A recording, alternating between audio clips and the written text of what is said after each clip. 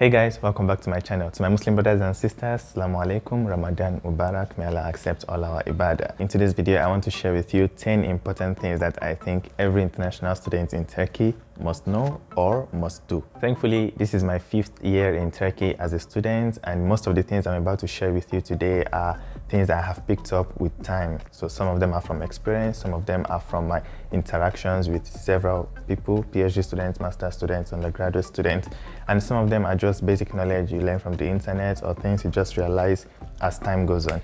So I really want to share with you these things. If you know them, if you do them, you would enjoy your stay more as a student here in Turkey. So let's get right started.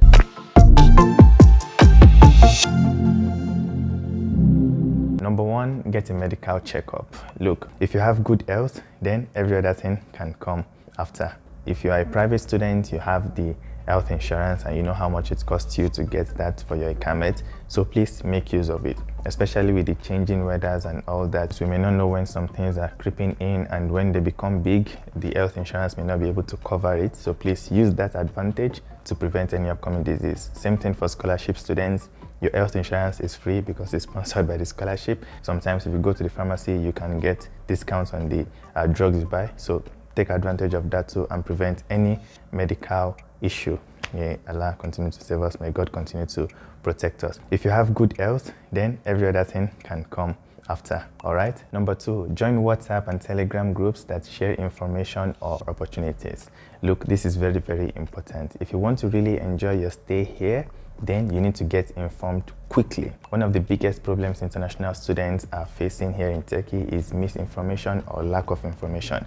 And one of the best ways I have seen to solve that is by being in the right groups or in the right communities. To achieve this, the two platforms that have been helping so far are WhatsApp and Telegram. Instagram is useful for general public knowledge, but those in total details, you can only get them from WhatsApp groups. Is it about the neighborhoods that are closed for residence permit applications? Sometimes if you are new, you wouldn't know that you're supposed to read these things online, but a friend will be able to tell you on WhatsApp, or some groups will be able to share that info with you. Or is it a translator job that would pay you maybe up to 3,000 lira per day or $100? Then you can only get that from certain WhatsApp groups that share these opportunities. Is it about Erasmus? You want to ask questions, or you are about to go and you have problems with documentation, so you don't know how to go about it? There are some groups that are just for that only. So please ask around, make sure you are proactive, try to be active and ask friends for the groups they are in, so that you can also get informed quickly. And sometimes you can only get to know of these things through your country groups. So if you are from Iraq or if you are from Angola, you need to first of all join the Angolan students community.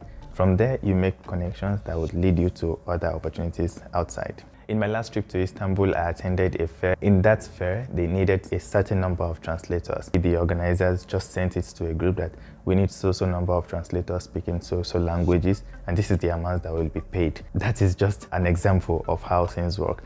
I also met a friend in Antalya last year who told me that a lot of tourists come there, and by taking them around, Antalya, or by translating for them, they get a lot of money, especially in dollars. So if you are in the group of a certain tourism company, you can get to know about opportunities quickly. So I cannot overemphasize this. Please make sure you join the right groups that will share information related to your fields. Number three, get an internship or professional experience. For most of you, I believe you're in departments that would require you to do a compulsory internship before you graduate. Maybe 20 days, maybe 30 days, maybe 60 days. In my case, it is 60 days. One at the end of year 2, one at the end of year 3.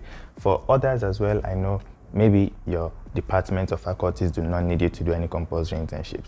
But you know what? If you are planning to pursue the professional lifestyle after you graduate, one thing that will set you apart is your experience. So please make sure you try to get an internship or a professional experience. If you were not thinking of doing that, now you know you have to. Now, one way to get an internship is through WhatsApp groups. LinkedIn helps a lot, but the most important ones you should use are YouthAll and career.net. They always have programs going on there. They always have opportunities and new announcements or advertisements for these companies. Companies put the advertisement there so students can apply.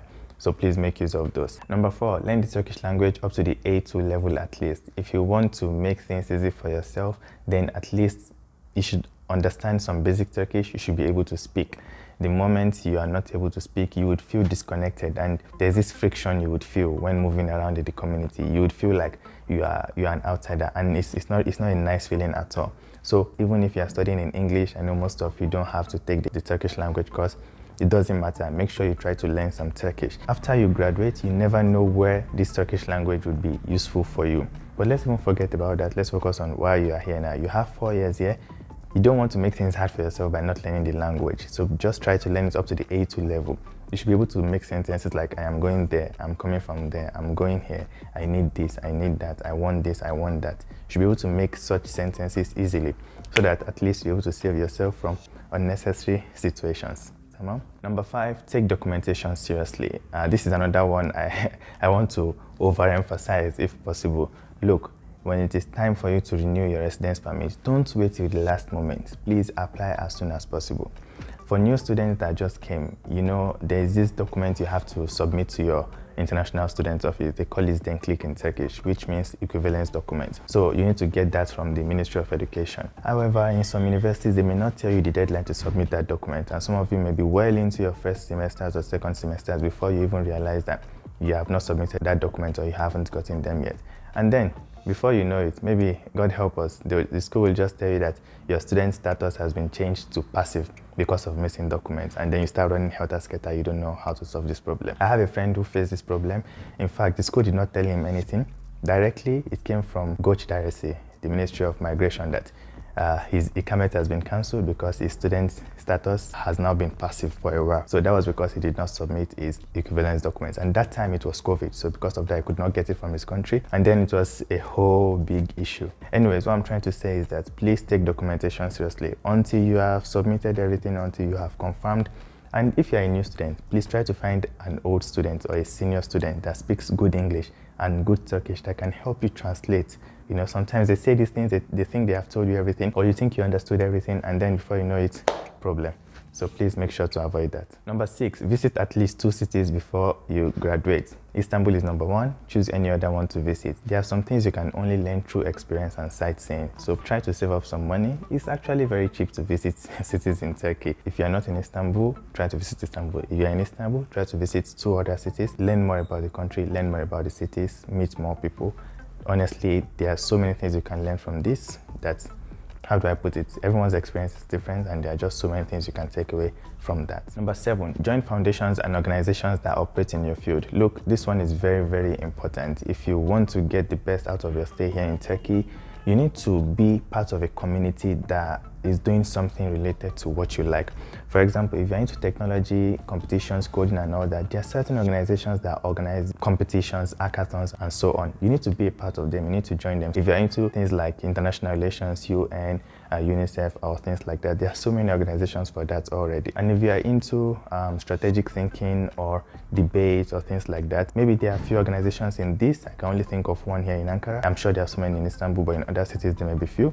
But trust me, they are there too. So you just need to ask, and that's WhatsApp group. Having good friends that share information and opportunities, that's the best thing you can have in this Turkey. So when you join these organizations, you'll be able to participate more. They can recommend you to other companies, or they can recommend you to the executives so that you be a part of the organization and you gain your first experience from them. In Turkey, the foundation culture, Vakif culture, that's what they call it, is very common. So there are like so many foundations, so many organizations, so many private associations working in these little sectors and making things work together. So that's the culture here. Maybe it's not really the same in your country, so it may seem weird to you, but actually that's how things work here. So please take advantage of that. Number 8, open another bank account. Look, things may happen, something may go wrong at any time. You may even lose your ATM card, or you may forget it in the ATM, or the ATM swallows it. So try to have another bank. And one I would suggest is actually Papara, because this one is an online bank and you can get it anytime. You just need to download the app